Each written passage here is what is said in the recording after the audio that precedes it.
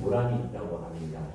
이 모란은요, 목단이라는 우리말에서 모란으로 바뀐 것을 얘기하고요. 동양의 정원에서 가장 많이 사랑받는 식물 중에 하나라고 전해져 내려옵니다. 모란꽃은 5월에 붉은 꽃잎 8장, 이 지름 15cm 크기로 탐스럽게 피어난다고 하고요. 특히 붉은 꽃잎과 노란 꽃술의 선명한 대비는 화려함의 극치라고 말할 정도로 아름다운 모습, 그 모습 자체를 가지고 있습니다. 여러 장 꽃잎이 겹으로 피는 품종도 있고 흰색으로 피는 꽃도 있습니다. 일수모란 꽃과 헷갈릴 만큼 비슷한 꽃이 있는데 그 꽃이 바로 여러분 그쪽에 보시는 작약꽃이라는 것입니다. 이 작약은요, 모란꽃이 시들어 떨어지고 난 6월에 피어나는 작약꽃으로 모란과 구별하기가 너무 힘들고 너무 완벽하게 비슷하다고 합니다. 전문가들 외에는 잘 구별이 가지 않는 게 모란과 작약이라고 합니다.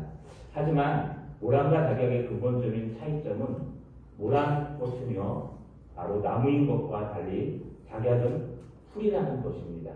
모란은 나무과에 속해서 원래 목본과 초본으로 나누는 나무와 풀이라고 나눌 때 모란은 나무고 작약은 풀에서 끝난다는 겁니다.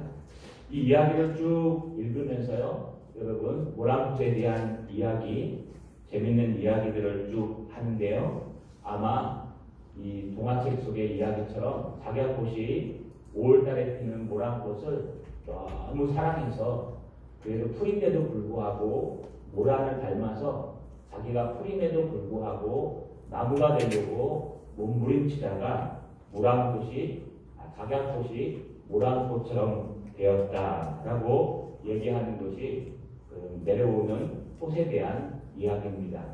여러분, 우리가 모란과 작약처럼 우리는 풀일 수밖에 없는데 나무이시고 영광스러우신 주님을 자꾸 사랑하고 쳐다보고 또 쳐다보다 보면요, 우리는 풀임에도 불구하고 나무와 같은 주님을 닮아가는 사람이 될 수 있다라는 의미에서요, 모란꽃과 작약꽃 이야기를 하였습니다. 여러분, 오늘 말씀을 통해서 풀이신 우리가 정말 나무이신 주님을 닮기 위해 몸부림쳐서 단 한 군데라도 주님을 닮을 수 있는 귀한 저 여러분 되시기를 주님의 이름으로 소망합니다. 할렐루야. 할렐루야. 여러분, 지금 예수님께서요, 제자들을 야단치고 있는 말씀이 마태복음 18장에 등장했습니다. 예수님은 앞에서 공식적으로는 2번, 또 비공식적으로는 3번이나 예수님이 예루살렘에 올라가는 목적은 하나님의 나라를 세우는 것인데, 하나님의 나라는 내가 죽어야 된다. 그리고 십자가에 죽은 후에 사흘 만에 부활해야 이루어진다는 것을 3번이나 이야기했습니다. 그런데 답답하게 제자들은요, 그것을 이해하지 못했습니다.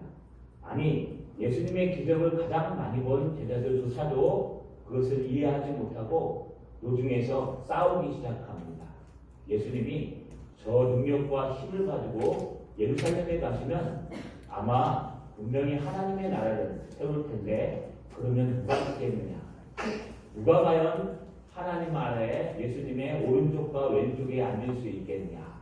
영의정과 좌의정, 총리와 관찰관 이런 것들이 될 수 있겠느냐? 여러분, 12제자가요 노중에서 서로 갑론을박하고 있었습니다. 그들이 참다 못해서 오늘 마태복음에 보니까 찾아와서 예수님께 질문합니다. 예수님, 아무래도 질서를 좀 세워주셔야 되겠습니다. 예수님, 우리 12 중에 누가 가장 큰지 한번 질서를 세워주십시오. 그랬더니요, 예수님이 아이를 딱 갖다 놓고 네가 이 아이처럼 돌이켜 이 아이와 같이 되지 아니하면 결단코 천국에 갈 수 없느니라. 이거 절대로 못 간다는 얘기예요. 여러분, 우리가 예수 믿으면 천국 가지 않습니까? 예수 믿으면 분명히 천국 간다고 우리는 가르치고 얘기했는데 오늘 예수님은요, 너희가 돌이켜 회개하고 라는 뜻이죠. 돌이켜서 누가 크냐라는 것을 내려놓고 이 어린아이처럼 순수하게 정말 부모가 없으면 살 수 없어. 그러면서요 부모의 치맛자락을 붙들고 몸부림치는 어린아이와 같이 되지 아니하면 천국을 놓칠 것이다. 아니 그 정도가 아니요. 결단코 천국에 갈 수 없을 것입니다. 여러분 그런 후에 천국에서 가장 큰 자는 이 어린아이처럼 자기를 겸손히 낮추는 자라고 말씀하셨습니다. 오늘 우리가 읽을 바로 5절의 말씀이 두 번째 천국에서 큰 사람들을 말하고 있습니다. 두 번째 큰 사람은 누굴까요? 5절에 보니까 또 누구든지 내 이름으로 어린아이 하나를 영접하면 곧 나를 영접하리니.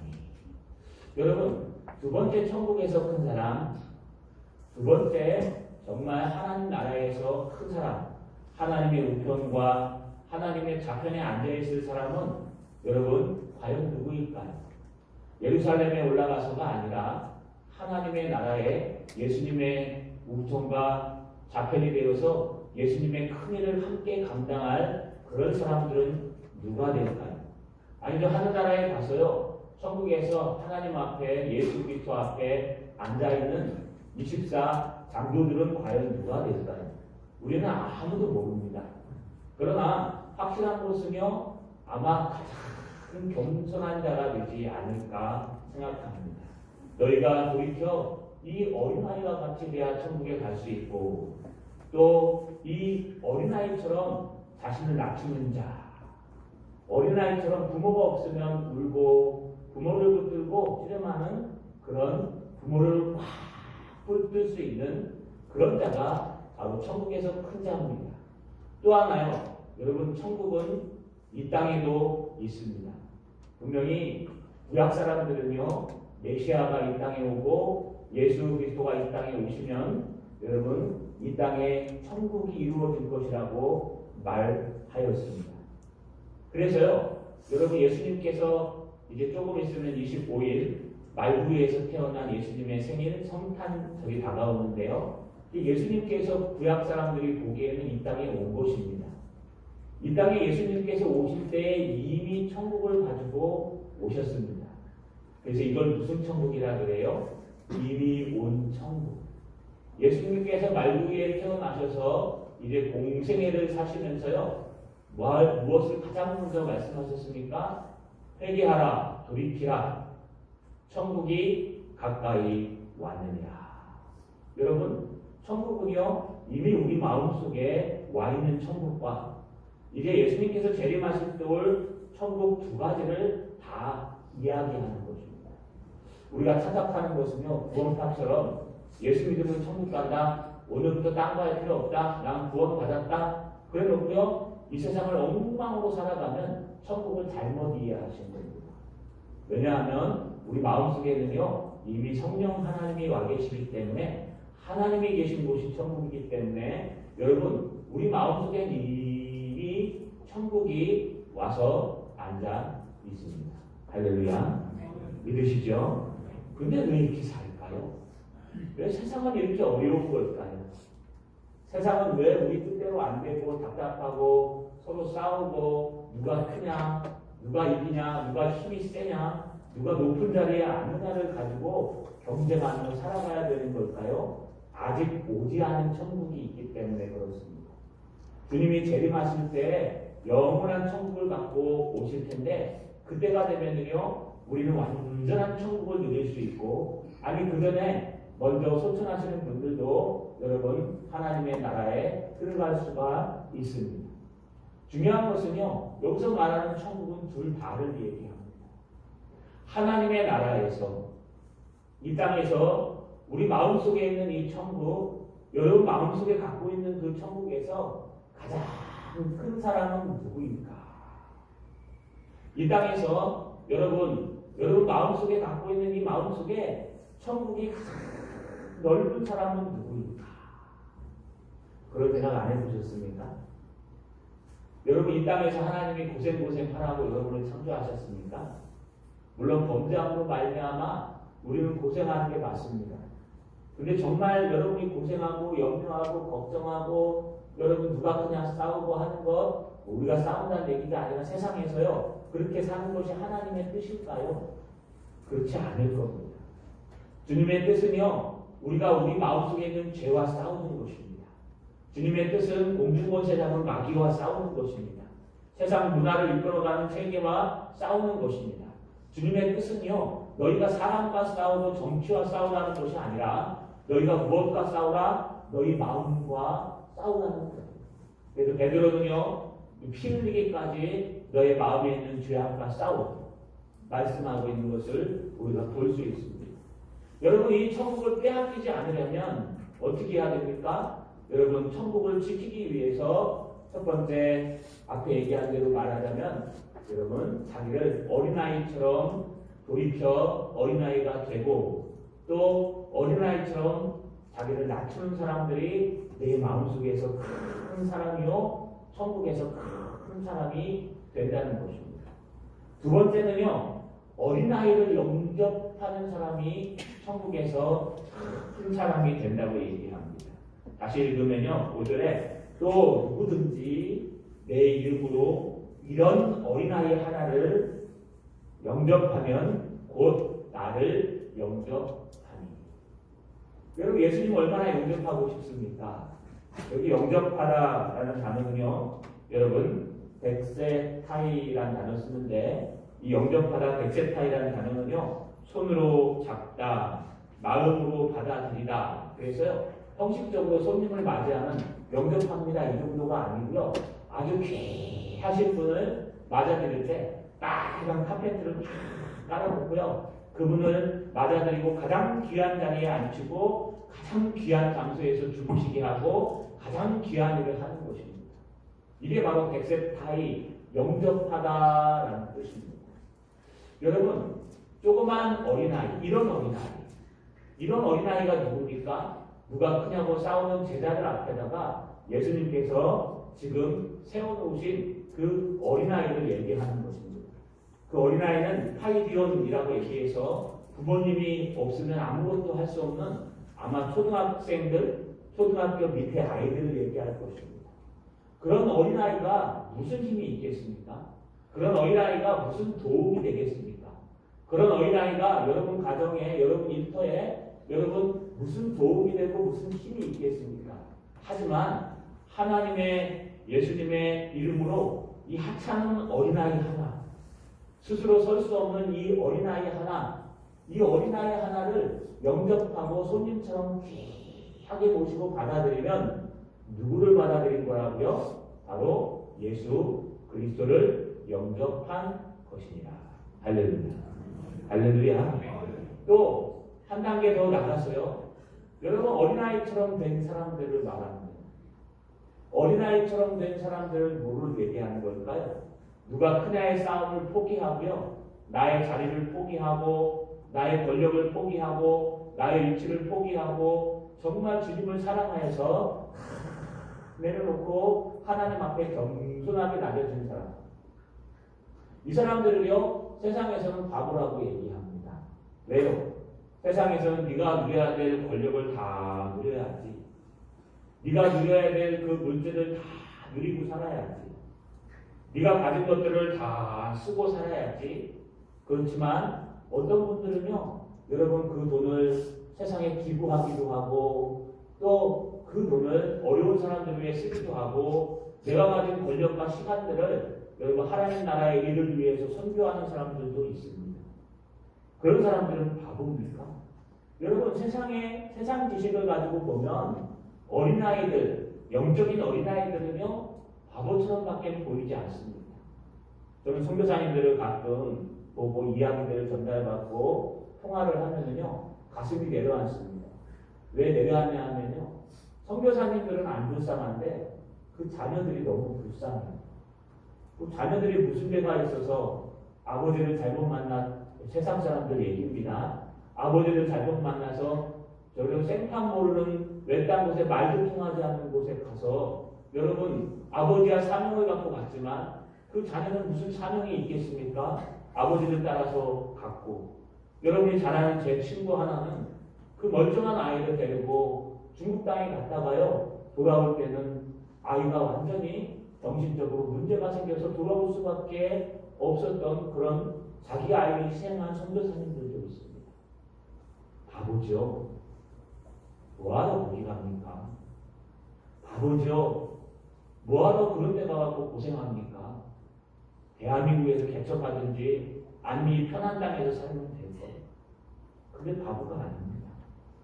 그들의 가슴 속에는요, 겸손이 낮아진, 그래서 하나님의 음성밖에 들리지 않는 귀한 어린아이 같은 마음이 있다는 거예요. 할렐루야. 여러분, 하나님의 음성이 들리십니까? 사람의 말이 들리십니까? 여러분, 하나님이 보이십니까? 사람이 보이십니까? 여러분, 돈이 보이십니까? 죽어가는 영혼들이 보이십니까? 우리 가슴 속에 돌이켜서 어린아이와 같지 아니하면 어쩌면 여러분이 묻는 예수님은 가짜일 수 있다. 아, 나 예수 믿고 구원 받았으니까 이 땅에서 뭐 떼고 사는 돼. 구원만 받으면 돼. 뭐 이 땅에서 욕할 거 다 하고 싸우고 다 싸우고 여러분 뭐 거짓말할 거 다 하고 둘은 다 쌓아놓고 얼마든지 내가 이 땅에서 성공하고 떵떵거리며 살다가 예수님 앞에 가면 그만이지 뭐 천국 가지고 별거야. 예수 믿으면 가는 거지. 여러분 이 땅에서 못 누린 사람들은요 저 하늘나라에서도 못 누립니다. 이 땅에 우리는 이미 우리 마음속에 천국을 주셨는데 여러분 우리 돈으로도 주신 게 아니에요. 우리 찬양 알잖아요. 돈으로도 못 가요 하나님 나라, 지식으로 못 가요 하나님 나라, 맘 착해도 못 가요 하나님 나라. 여러분 하나님의 나라는 그런 걸로 주신 것이 아닙니다. 건강하다고 가는 것도 아니에요. 하나님의 나라는요 오직 예수 그리스도를 믿음으로 말미암아 구원을 얻은 사람, 예수를 믿음으로 거듭난 사람, 그래서 그 마음이 점점 어린아이같이 돌이키고 또 회개하고 돌이켰어요. 하나님이 커버리는 사람, 나중에 가면 하나님이 없으면 못 사는 사람, 하나님이 없으면 절대로 내가 살 수 없음을 깨닫는 사람, 그런 사람들이 바로 어린아이와 같은 사람이요 천국에 가는 사람이라고 주님은 말씀하고 있습니다. 할렐루야. 할렐루야. 여러분 한번 생각해 보십시오. 여러분 정말 어린아이 하나를 영접할 수 있습니까? 타이디온 어린아이라는 뜻인데요. 그 걷지도 못하는 어린아이가 하나 들어오는데 야 네가 우리한테 무슨 도움이 되겠느냐 가. 야 네가 뭐 우리한테 무슨 뭐 도움이 되겠느냐 가보라. 오지마 오지마. 여러분 그러면 누구를 쫓아내는 것과 똑같아요? 예수님을 쫓아내는 것과 똑같습니다. 이제 마태복음 25장에 이제 주님께서 종말 설교를 하실 때에요 양과 염소를 갖다가 좌우에 세우십니다. 여러분 양과 염소를 세우고 이런 말을 하십니다. 양에게요 너는 내가 감옥에 있을 때 나를 돌봤고 내가 먹을 것이 없을 때 먹을 걸 주었고 내가 힘들 때 나를 도와주었고 그러니까요 양 주님의 진정한 어린아이와 같은 신앙인들이 뭐라고 얘기합니까? 주님 제가 언제 그랬습니까? 난 주님 앞에 그렇게 한 적이 없습니다. 그러니까 주님 뭐라고 말씀하세요? 너의 옆에 있는 그 작은 자 어린아이 테크넘 어린아이 하나하게 한 것이 곧 나에게 한 것이니라.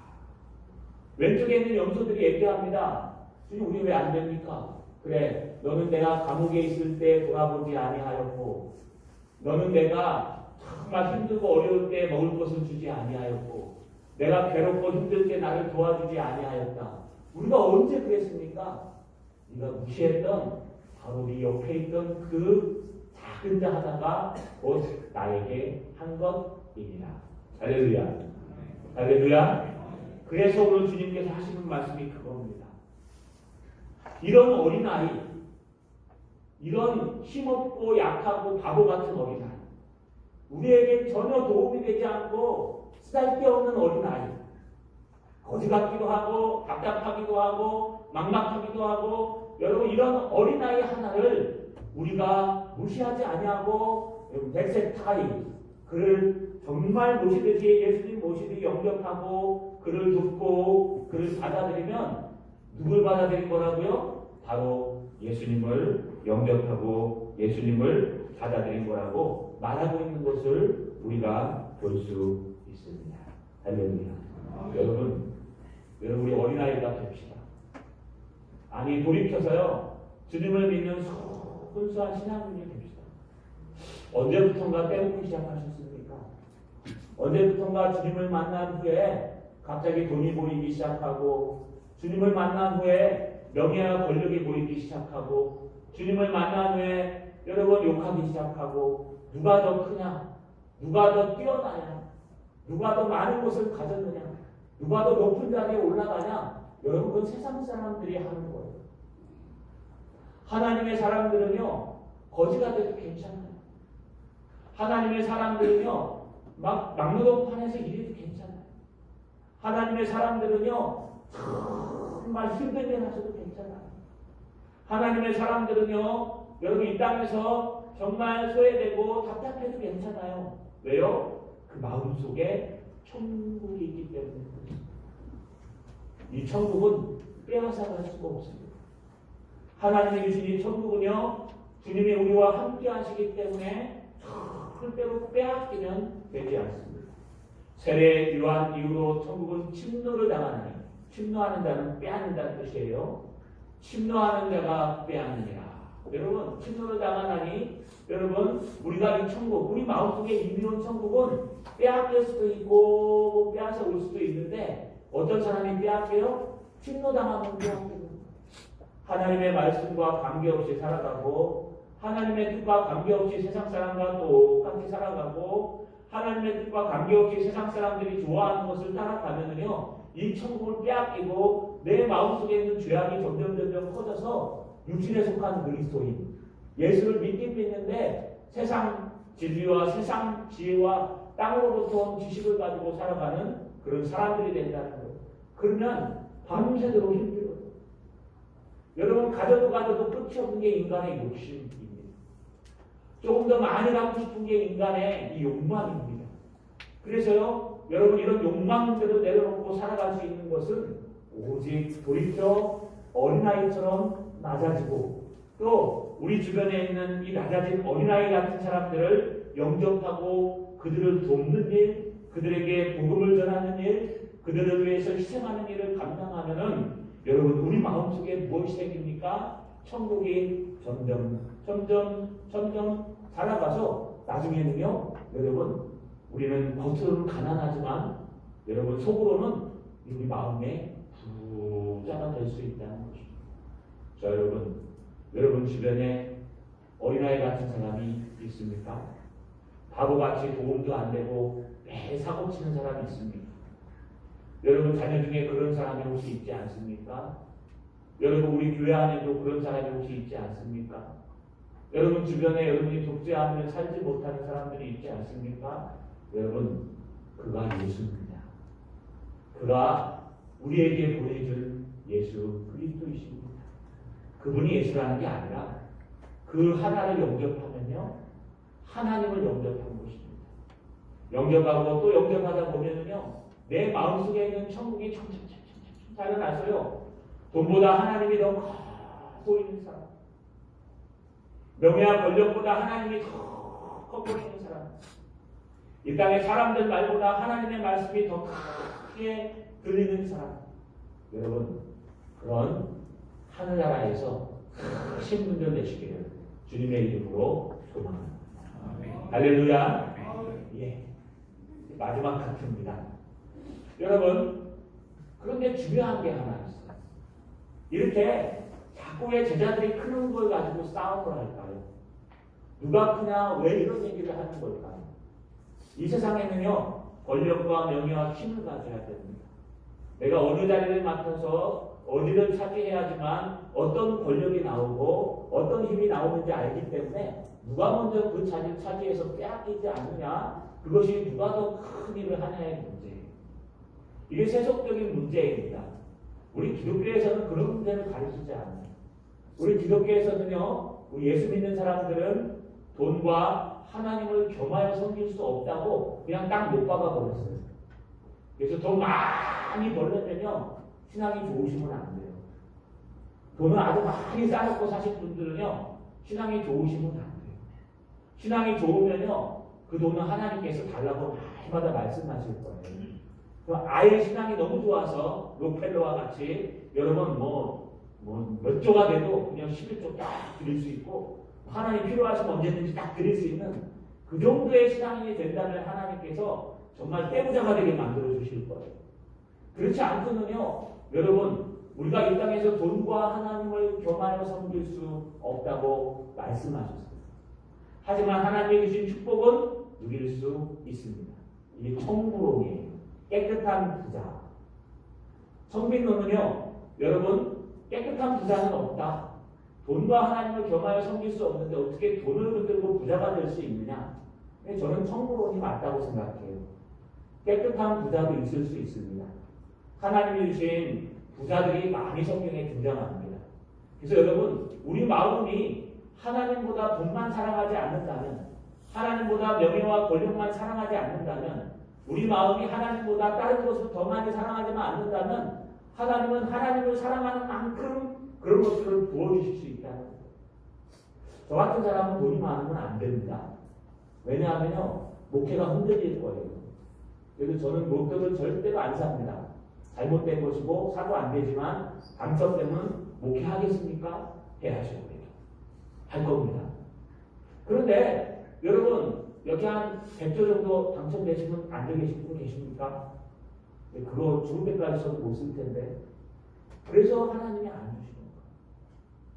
우리가 하나님께서 아무리 많은 돈을 주시고 하나님께서 아무리 큰 위치에 앉혀줘도 그것보다 하나님을 더 크게 볼 수 있는 사람이라면 하나님이 얼마든지 주십니다. 할렐루야.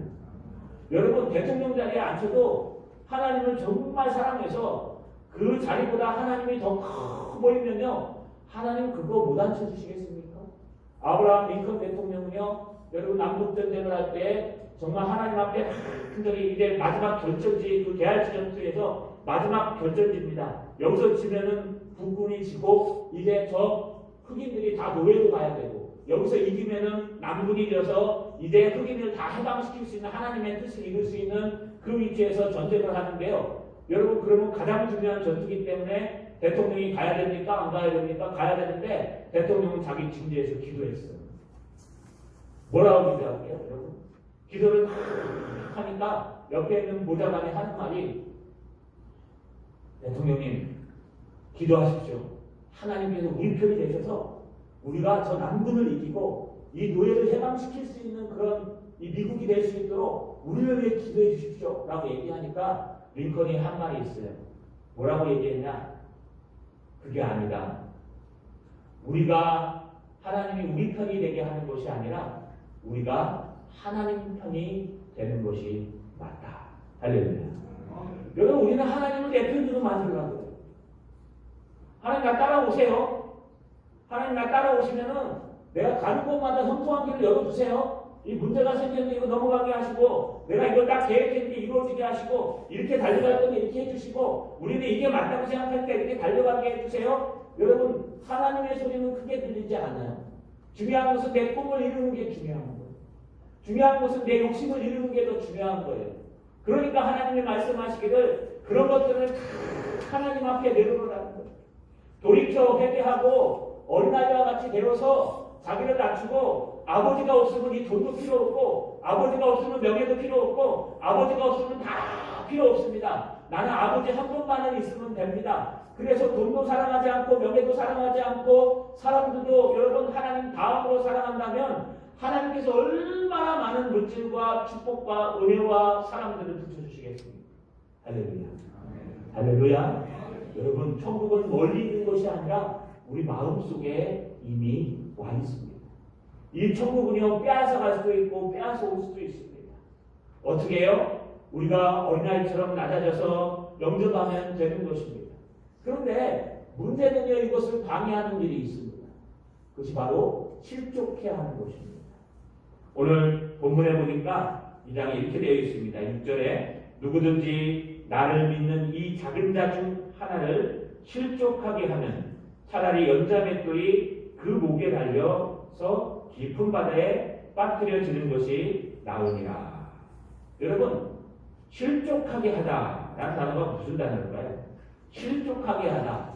한글로 번역하면은, 한자로 번역하면 아마 다리를 헛디다 이런 걸 겁니다.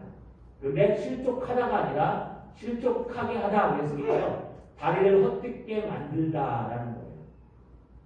함정은 옛날에 타보셨습니까? 우리 아이들 장난치다 보면요, 바닷가나 이런 데서 이렇게 모래를 팝니다. 파가지고요, 이렇게 파놓고 그 위에다가 뭘 까냐면 여기 돗자리를 다 깔아놓습니다. 그래 놓으면은 이 친구들이 지나가다가요, 이 돗자리에 탁 밟습니다. 밟으면 쑥 들어가거든요. 그러면 그 안에 툭 빠지면 좋아. 박수 칩니다. 이게 실족하는 거예요. 그죠? 또 외나무다리가 있으면요, 외나무에 가다가 장난친다고 살짝 밀면요, 하다가 다시 넘어집니다. 이게 실족하는 거예요.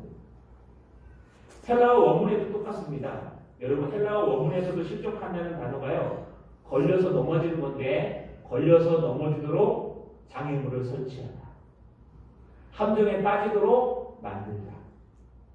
또 딴 말로 죄를 짓게 만들다라는 뜻이에요.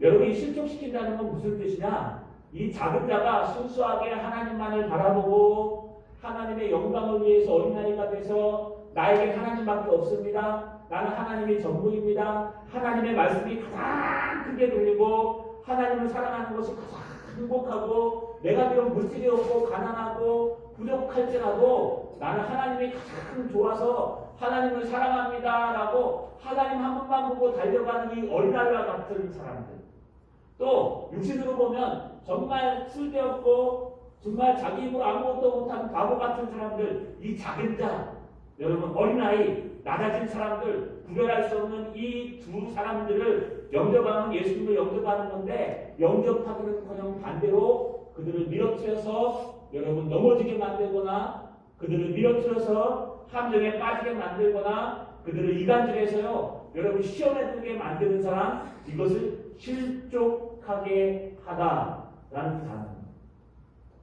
똑같은 말을 해도요, 여러분 어떤 말은 힘이 되지만 어떤 말은 실망하게 만듭니다. 똑같은, 여러분 우리가 행동을 해도 어떤 행동은 정말 잘할 수 있도록 만들지만 어떤 행동은요, 여러분 그 사람을 실족시킬 수 있다는 거예요. 이제 막 무럭무럭 자라나서 신앙에 막 기름이 들어가고 있는데, 에이, 야, 말씀 갖고 안 돼. 말씀 읽을 필요 없어. 야, 말씀 쓸 필요도 없어. 말씀 외울 필요도 없어. 우리 삶에 무슨 뭐가 필요한데? 돈이 더 필요하고 삶이 더 필요하지. 하나님 말씀 가지고 뭐가 필요하냐? 여러분, 이게 실족하게 하는 거예요.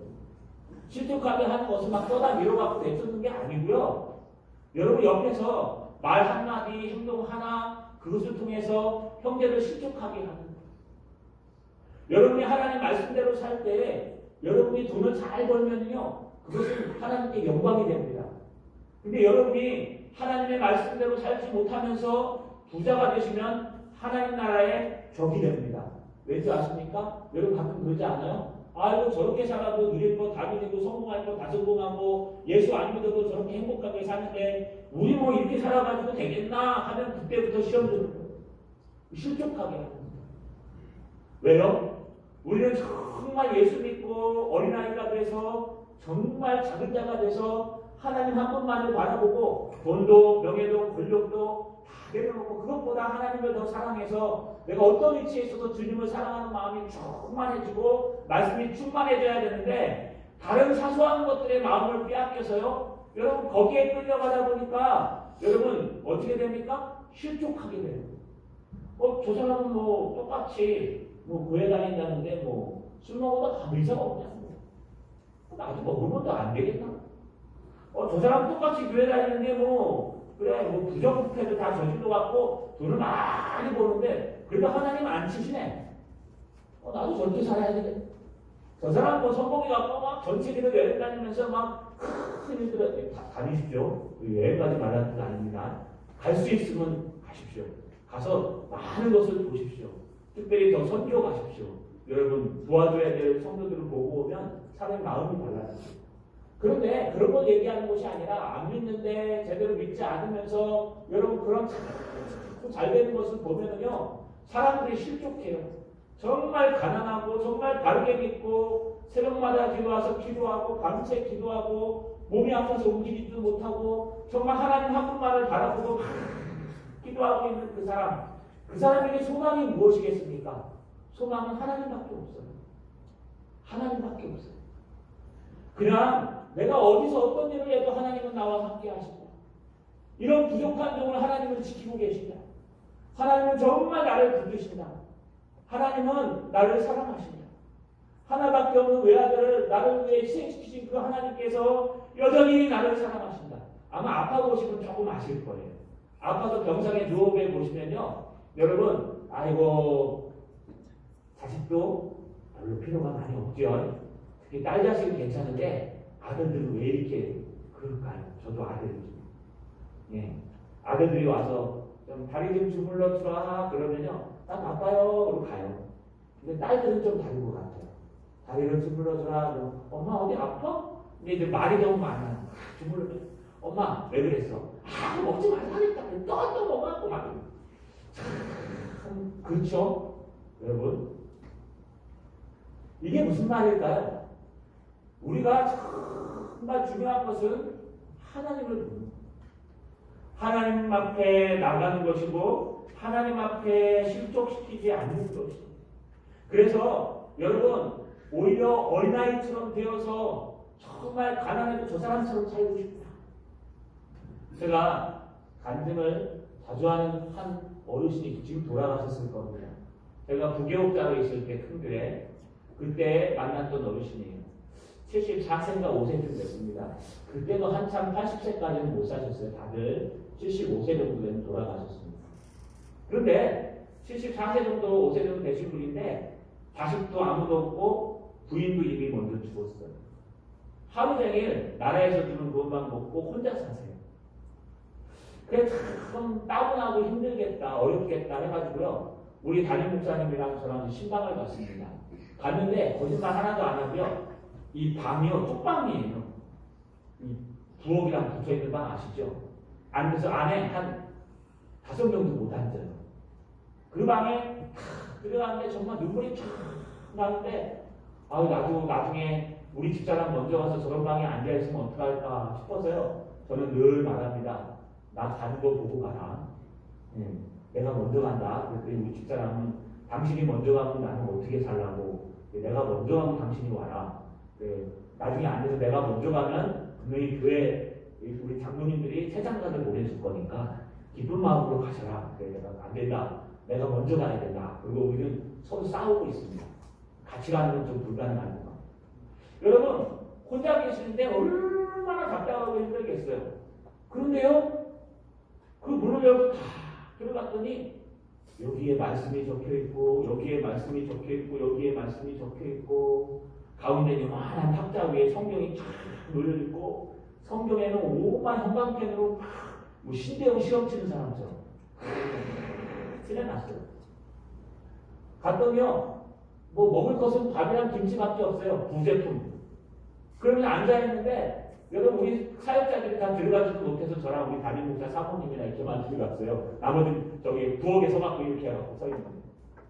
그분이 뭐라고 말씀하는지 아십니까? 목사님, 내가 불쌍해 보이죠? 내가 불쌍해 보이죠? 돈도 없고 자식도 없고 부인도 없고 홀로 남아서 불쌍해 보이죠? 나는 하나도 외롭지 않습니다. 나는 아침에 눈을 뜨면 새벽기도 가는 거 그 맛에 살아가고 나는 점심에는 주님 앞에 기도하는 것으로 살아가고 늘 하나님의 말씀을 읽을 때마다 너무 새롭고 새로워서 75세가 된 노인이 성경 말씀을 붙여서 외우고 다니는데 이 성경 말씀 좀 안 외워지게 해달라고 기도를 하는데 젊었을 때 외울 것을 왜 이제 와서 외우는지 그걸 놓고 기도를 하고 계신다는 거예요. 여러분 왜 그럴까요? 너무 하나님이 좋으니까 외롭지가 않은 거예요. 우리가 먼저 다 울고 왔어요. 갔다 와서 그냥 땅을 치면서 통곡했어요. 하나님 부끄럽습니다. 나는 가진 게 너무 많은데 없는 것만 생각하고 하나님만 욕하고 살았어요. 나는 가진 게 너무 많았는데 없는 것만, 나보다 더 많이 가진 사람만 쳐다보고 살고 있었어요. 하나님이 나에게 주신 자녀도 있고, 하나님이 나에게 주신 부인도 있고, 하나님이 나에게 주신 하나님의 애도 있고, 아니 무엇보다 하나님의 은혜가 있는데 나는 거기에 살지 못했습니다. 여러분, 우리는 언제나 혼자가 돼요. 둘이 같이 가는 경우는 없어요. 제가 시골 목회를 하다 보니까 언젠가 혼자 남으십니다. 자녀들이요, 시집가고 장가가면 다들 떠나갑니다. 언젠가 여러분 혼자 남으실 텐데 그 혼자 남은 그 시간 동안을 준비하고 계십니까? 여러분, 하나님을 믿으십시오. 하나님을 믿으면 실족하는 게 아니라 은혜를 받게 돼 있어요. 그러나 거꾸로 된 사람들도 있어요. 한 번은 신방을 갔는데요, 집이요 50평이 넘어요. 그래갖고요 인터폰으로 불러야 돼요. 그럴 줄 처음 봤어요. 야 소리도 나고 밥 먹으라고 들리지도 않아요. 방에 뭐 크게 산다는 게 잘못된 건 아닙니다.